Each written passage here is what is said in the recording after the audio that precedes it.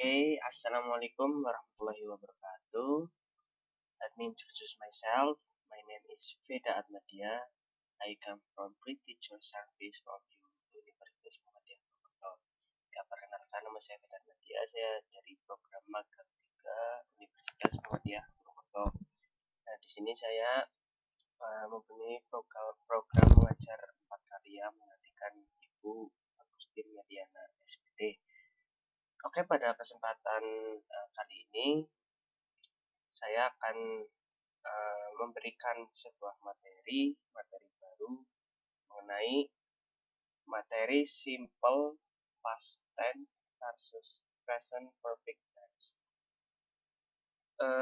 Tapi sebelumnya diharapkan untuk kalian semua absen pada kolom tugas ya, sudah saya sediakan di sana. Oh iya nih, bagaimana kabarnya kalian semua? Semoga sehat-sehat aja di sana ya. Jangan lupa jaga kesehatan dan selalu mematuhi protokol kesehatan. Oke, langsung aja ke materi. Yang pertama yaitu simple past tense. Simple past tense merupakan sebuah tenses dalam bahasa Inggris yang digunakan untuk menyatakan suatu peristiwa yang terjadi di masa lampau tanpa unsur detail mengenai pekerjaan yang telah dilakukan, telah selesai atau belum. Nah, jadi di sini untuk mengingat-ingat untuk bahasa simpelnya saja ya. Jadi simple past tense itu untuk menyatakan sebuah kegiatan yang sudah dilakukan di masa lampau. Kemudian simple past tense selalu menggunakan verb 2 atau kata kerja kedua. Nah, di sini tuh ada dua kata kerja ya, dua jenis kata kerja, ada regular verb dan irregular verb. Regular verb sendiri itu merupakan bentuk verb yang di belakangnya itu hanya ditambahkan ed untuk menjadikan dia kata kerja kedua. Misal, saya memberi contoh. Misal ada kata cry, student, learn, visit, call. Itu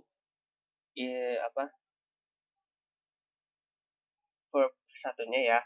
Untuk dirubah menjadi verb 2 itu dia menjadi ditambahkan ed-nya.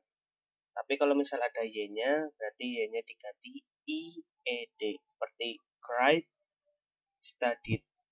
Kemudian learn hanya ditambahkan ed, learned jadinya. Visit sama ditambahkan ed, sama call juga ditambahkan ed. Kemudian untuk irregular verb sendiri itu kata kerja yang diubah tapi tidak beraturan jadinya, dan tidak menggunakan ed. Nah, di sini tuh contohnya ada go, buy, teach, keep, sama do.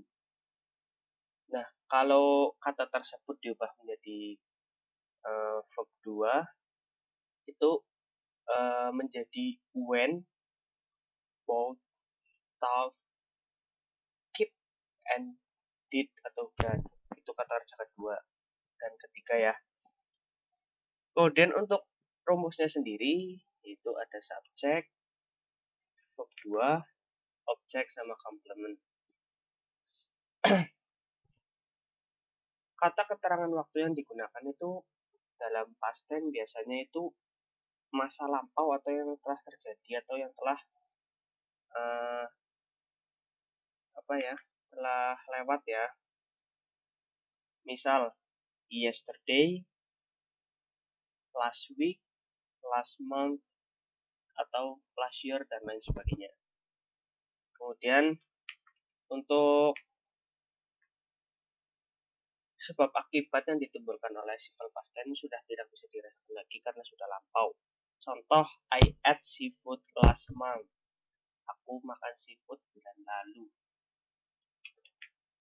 Tidak ditandai dengan kata-kata tertentu seperti has atau have saja.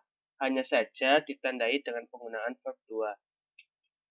Nah, nanti saya jelaskan ini ya, tidak dengan kata has atau have. Bedanya dengan present perfect tense itu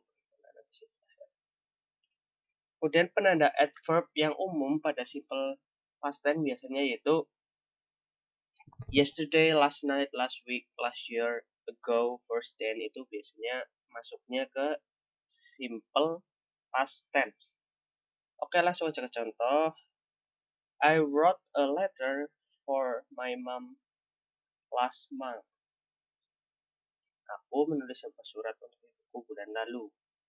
Nah, di sini I sebagai subjek, wrote sebagai verb 2. Verb satunya itu write ya, menulis. A letter for my mom last month.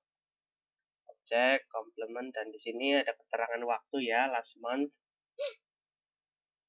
Kemudian we ate seafood together yesterday, sama seperti yang tadi. Ini sama.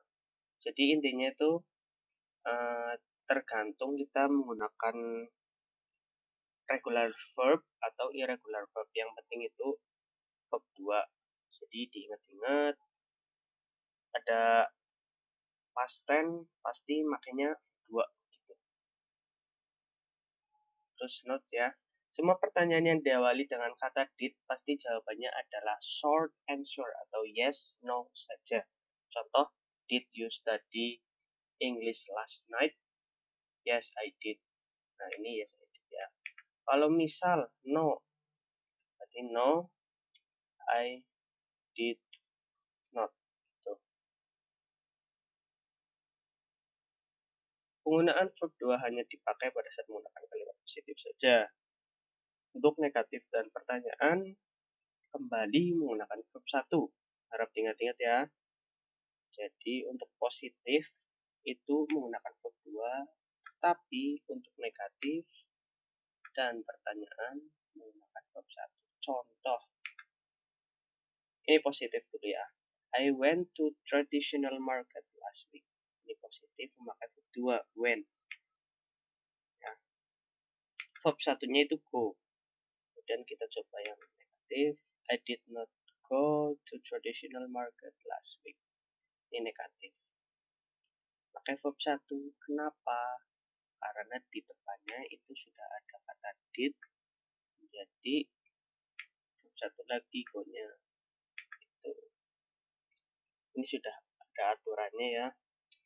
Kemudian untuk pertanyaan juga sama. Did you go? Kenapa jadi go? Karena sudah ada did di depannya. Jawabnya seperti tadi. Kalau yes, yes, I did. Kalau enggak, no, I did